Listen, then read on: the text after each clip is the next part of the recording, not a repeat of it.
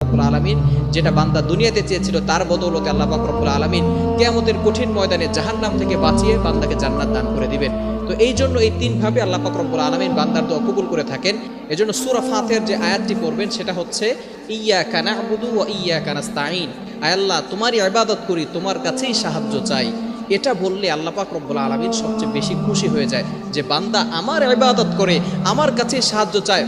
সুতরাং এরপরে যখন বান্দা কিছু চায় তখন আল্লাহ পাক রব্বুল আলামিন বলেন, যেহেতু বান্দা আমারই ইবাদত করে, আর কারো ইবাদত করে না, আমার সাথে কাউকে শরীক করে না এবং আমার কাছে সাহায্য চাচ্ছে, এবং বান্দার যা যা দরকার আমি আল্লাহ তাআলা বান্দাকে তাই ব্যবস্থা করে দেব।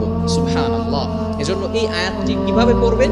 পড়ার নিয়ম হচ্ছে আপনি প্রথমে 2 রাকাত নফল নামাজ পড়বেন, এরপরে আপনি দুরূদ শরীফ পড়বেন। দুরূদ শরীফ হচ্ছে খুবই গুরুত্বপূর্ণ, কেননা দোয়ার শুরুতে যদি দুরূদ শরীফ পড়া হয় তাহলে এই দোয়াটা সাথে সাথে আল্লাহ তাআলার আরশে আজিমে গিয়ে নক করে। সুবহানাল্লাহ। যদি